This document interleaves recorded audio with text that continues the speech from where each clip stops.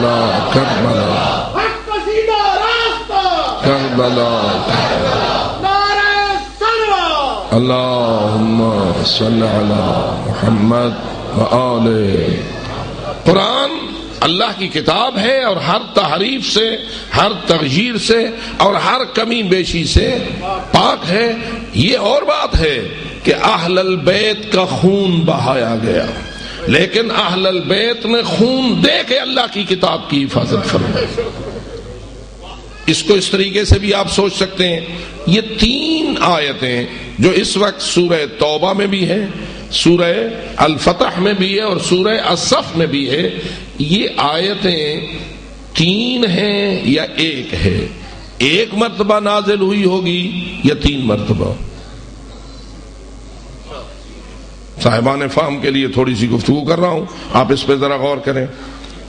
ایک صورت میں ہے، دوسری صورت میں ہے، تیسری صورت میں ہے، توبہ میں ہے، فتح میں ہے، صف میں ہے، علیحدہ علیحدہ صورتیں ہیں، اور ہر صورت میں یہ آیت الفاظ کے ساتھ، کم از کم ان الفاظ کے ساتھ تو ہر مقام پر موجود ہے کہ هو الذی ارسل رسولہ بالہدی ودین الحق لیظہرہ علی الدین کلہ۔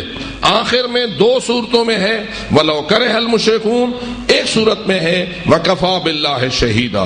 اب یہ فرمائیے، آپ کا ذہن، آپ کی سوچ، آپ کی فکر میرے ساتھ معاون ہونا چاہیے۔ فرمائیے یہ 3 مرتبہ نازل ہوئی ہے تو 3 صورتوں میں موجود ہے، یا نازل 1 مرتبہ ہوئی ہے اور کسی اور نے اسے 3 صورتوں میں رکھ دیا ہے؟ آپ کا ذہن میرا ساتھ دے رہا ہے؟ اس میں کوئی، میں سمجھتا ہوں چھوٹا سا بچہ بھی اس کو سمجھ سکتا ہے۔ قرآن مجید میں بعض آیتیں ایسی ہیں جو بار بار تکرار، یہی الحمد للہ رب العالمین کئی مقامات پر موجود ہے، اور اسی طرح اور بہت ساری آیات ہیں جو کئی مقامات پر دہرائی گئی ہیں۔ تو اگر وہ کئی مقامات پر ہیں تو وہ بار بار نازل ہوئی ہیں تو ہیں، یا 1 مرتبہ نازل ہوئی ہے اور کسی نے اسے 3 مقامات پہ رکھ دیا ہے؟ معلوم ہوا کہ اگر کسی نے اپنی مرضی سے قرآن کی سیٹنگ کی ہوتی، کسی نے اپنے خیال سے قرآن کو مدون کیا ہوتا، تو وہ تو پھر اس کو دوبارہ نہ لاتا، 6 بارہ بھی نہ لاتا، بس آ گئی ہے وہی 1 مرتبہ کافی ہے۔ لیکن ہر جگہ اس کا اپنے طور پر موجود ہونا اور اپنی آیت کے نمبر کے ساتھ موجود ہونا، ہر صورت میں اس کا اپنا علیحدہ نمبر ہے، اس کے ساتھ موجود ہونا، یہ دلیل ہے اس بات کی کہ اللہ نے اس آیت کو 3 مرتبہ نازل کیا تو 3 جگہ پہ موجود ہے، ورنہ اسے 1 جگہ پر ہونا چاہیے تھا، لیکن ایسا نہیں ہے۔ 3 مرتبہ نازل ہوا ہے قرآن مجید، اور اس کی تدوین میں کسی طرح کسی نے کوئی ترمیم کی کوشش نہیں کی۔ اگر کی بھی ہوگی کسی خبیث نے تو اس کی خباثت پنپ نہیں سکی، اس کی نجاست آگے بڑھ نہیں سکی، اس کا منصوبہ فیل ہوا، اور رب العزت کا وعدہ برحق ہوا کہ ہم نے قرآن نازل کیا ہے اور ہم اس کی حفاظت کرنے والے ہیں۔ تو عزیزان من، آئیے غور کیجئے، یہ 3 مرتبہ جو نازل ہوئی ہے اور 3 جگہ پر موجود ہے، اللہ کو کوئی اس کا مضمون اتنا اہم اور اتنا تاکیدی تو نظر آتا ہے کہ اس نے ایک ہی بات کو 3 مرتبہ دہرایا ہے۔ اگر وہ معمولی بات ہوتی تو اس کو اللہ 3 مرتبہ نہ دہراتا، 1 مرتبہ نازل کرتا ہے، دوبارہ نازل کرتا ہے، 6 بارہ نازل کرتا ہے، رسول اکرم بھی اسے 1 مرتبہ تلاوت کرتے ہیں، 2 مرتبہ تلاوت کرتے ہیں، تیسری مرتبہ تلاوت کرتے ہیں، اور ہر صورت میں رکھ دیتے ہیں، اس طرح یہ نتیجہ مکمل ہوتا ہے۔ ایک اور پہلو سے بھی میں آپ کی توجہ مبذول کرنا چاہوں گا، ذرا بآواز بلند صلوات پڑھ لیں۔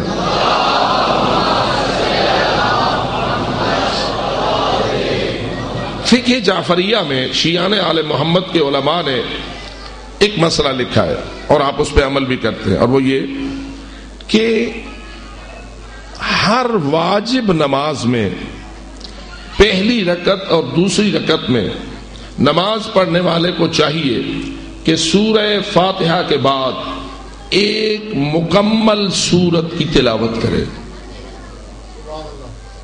اگر وہ کسی سورت کا کچھ حصہ تلاوت کرے گا تو فقہ جعفریہ میں وہ نماز صحیح نہیں ہے۔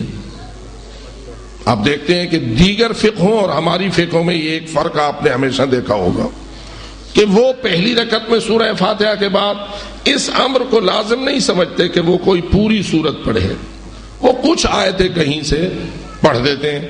آپ امام مکہ کے پیچھے نماز جا کے پڑھیں، امام مدینہ کے پیچھے آپ نماز جا کے پڑھیں. جو لوگ حج سے مشرف ہوتے ہیں وہ باقاعدہ وہاں جماعتوں میں حاضر ہوتے ہیں، وہاں آپ سب گواہی دیتے ہیں اس بات کی.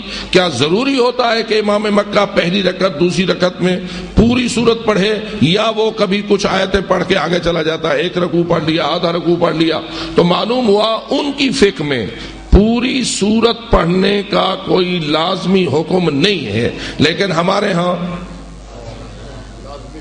پہلی رکعت میں اور دوسری رکعت میں ایک پوری سورت آپ پڑھا کرتے ہیں یا نہیں؟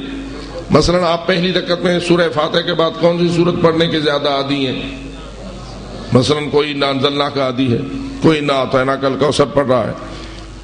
اور دوسری صورت میں دوسری رکعت میں الحمد کے بعد اللہ آپ سب کو نماز کی باقاعدہ پابندی کی توفیق عطا فرمائے، اور جو اپنے حق میں اس دعا کو قبول کروانا چاہتا ہے وہ خلوص کے ساتھ صلوات تلاوت فرمائے.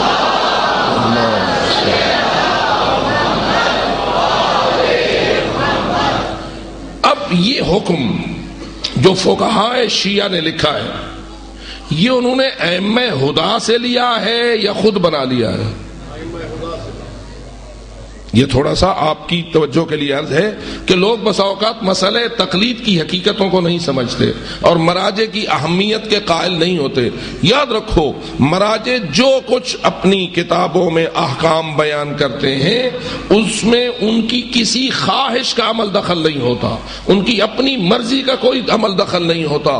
جو کچھ انہیں قرآن مجید اور محمد و آل محمد کے فرامین سے ملتا ہے وہ اسی حکم کو آگے لکھنے کے پابند ہوتے ہیں.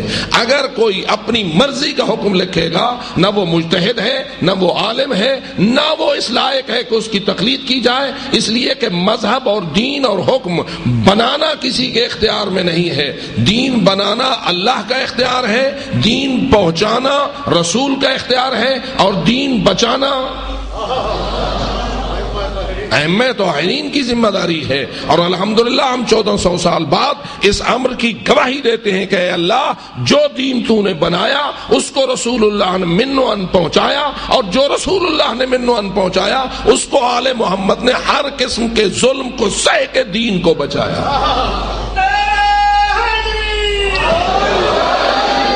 اس لیے آپ لوگوں کی توجہ اس بات کی طرف ہونا چاہیے. یہ احکام جتنے جس پر آپ مثلا نماز کے حوالے سے عمل کرتے ہیں، تو کیا آپ کے لیے سہولت اس میں نہیں تھی کہ آپ پر پوری سورت فرض نہ ہوتی، آپ چند ایک آیتیں پڑھ دیتے؟ آسانی کہیں سے آیتیں پڑھنے میں ہے یا پوری سورت میں ہے؟ وہ ایک دو آیتیں پڑھ ڈالو، آسانی ان کو ہے. ہمارے لیے تو یہ مشکل ہے کہ اگر ہم لمبی سورت شروع کریں، آخر کئی صورتیں ایسی ہیں جن کی 100 آیتیں ہیں، کئی صورتیں ایسی ہیں جن کی 200 آیتیں ہیں، کئی صورتیں ایسی ہیں جن کی 50 آیتیں ہیں. ہم کسی بھی صورت کو اگر شروع کریں گے نماز میں تو اس کی پوری آیتوں کو پڑھنا ہوگا یا کچھ پڑھ کے چھوڑ دیں گے؟ تو یہ کس کا حکم ہے؟ ائمہ خدا علیہ الصلوۃ والسلام کا حکم ہے. یہاں یہ بات بھی آپ کے لیے مناسب ہوگی. فرمائیے ائمہ خدا وہی نماز پڑھتے تھے جو رسول اکرم نے سکھائی تھی یا اپنی مرضی داخل کرتے تھے؟ آپ ماشاءاللہ 12 ائمہ خدا علیہ الصلوۃ والسلام کو اپنے مذہب کا امام مانتے ہیں، تو آپ کو یہ یقین ہونا چاہیے، اور یقین کے بغیر عقیدہ ہوتا ہی نہیں. جیسے کل میں نے واضح کیا تھا کہ یقین ہوگا تو ایمان ہوگا، اگر شک میں بات رہ گئی تو پھر وہ ایمانداری والی بات ختم ہو گئی. تو آپ یہ فرمائیے کہ ائمہ خدا علیہ الصلوۃ والسلام نے جو بھی حکم دیا ہے، آیا وہ وہی ہے جو رسول اکرم دے گئے یا ائمہ نے اپنی مرضیوں کو شامل کیا؟ وہی ہے جو رسول اللہ کہہ گئے. مثلا آپ نماز پڑھنا چاہتے ہیں، آپ امام جعفر صادق علیہ السلام کی خدمت میں حاضر ہیں اور ان سے عرض کرتے ہیں کہ امام مجھے نماز سکھائیے.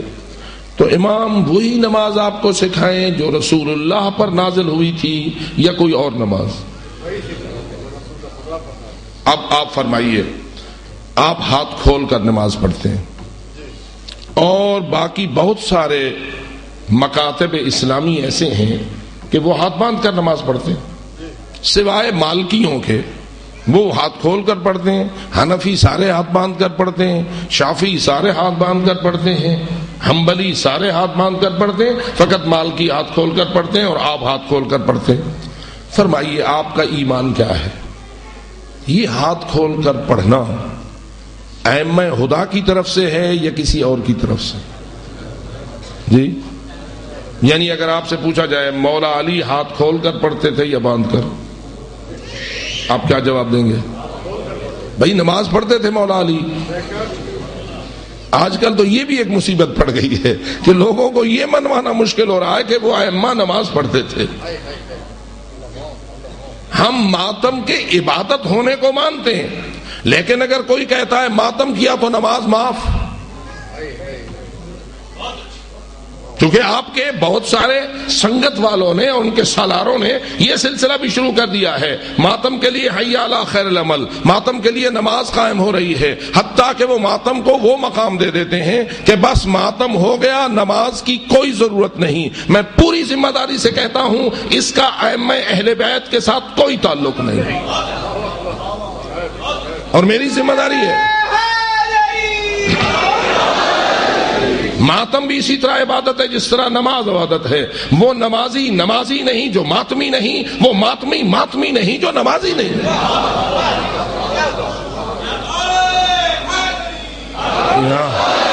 اس لیے وہ سالار جو ماتمی سنگتیں بنا رہے ہیں اور اپنی سنگتوں کو حرکت دیتے ہیں اور مختلف مقامات پر جا کر ماتم کرتے ہیں، ان کو آگاہ رہنا چاہیے تیرا دستہ ماتمی اگر نمازی ہے تو درست، ورنہ تیری یہ لیڈری جو ہے یہ بارگاہ امامت میں کوئی حیثیت نہیں رکھتی۔ تجھے چاہیے کہ تو اپنے تمام ماتمیوں کو ساتھ نمازی بناؤ، اور اگر ماتم کو تو نے جا بجائے نماز سمجھ لیا جیسے کچھ لوگ ایسا کر رہے ہیں تو ان کو روکنا آپ کا فریضہ ہے، اس لیے کہ امام حسین نکلے تھے امر بالمعروف اور نہی عن المنکر کے لیے۔ بس میرے محترم دوستو، اس لیے میں آپ سے یہ اپیل کروں گا کہ یہ فرمائیے کہ نماز لازم ہے یا نہیں؟ مولا علی پڑھتے تھے کھول کر یا باندھ کر؟ امام حسن علیہ الصلوۃ والسلام پڑھتے تھے کھول کر یا باندھ کر؟ امام حسین پڑھتے تھے یا نہیں؟ وہ نمازیں جو کربلا میں امام حسین نے تیروں کے سائے تلے پڑھی اور زینب کبریٰ نے بچوں کی العطش العطش سن کے بھی پڑھی، یہ نمازیں ہاتھ کھول کر تھیں یا باندھ کر؟ آپ کیسے اس ذمہ داری سے کہہ سکتے ہیں؟ واضح ہے کہ ائمہ خدا علیہ الصلوۃ والسلام کے بارے میں تو خود برادران اہل سنت بھی مانتے ہیں کہ وہ کھول کر پڑھتے تھے۔ اب اگلا سوال یہ ہے، ائمہ نے اپنی مرضی سے ہاتھ کھولنے کی رسم جاری کی یا انہوں نے وہی کچھ کیا جو رسول کرتے تھے؟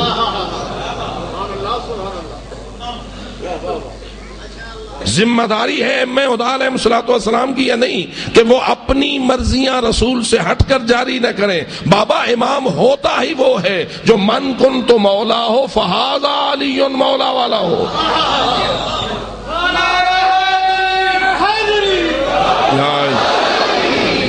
رسول اکرم نے علی کا ہاتھ پکڑا تو کیا فرمایا؟ لفظ کیا ہے؟ من کن تو مولا ہو فہذا علی مولا، جس کا میں مولا ہوں اس کا علی مولا ہے۔ بس پہلے کون مولا ہے؟ پہلے مولا کون ہے؟ رسول یا علی؟ جو رسول کو مولا نہیں مانتا اس کا علی کو مولا ماننا کوئی فائدہ نہیں دے سکتا، اور جو رسول کو مولا مانتا ہے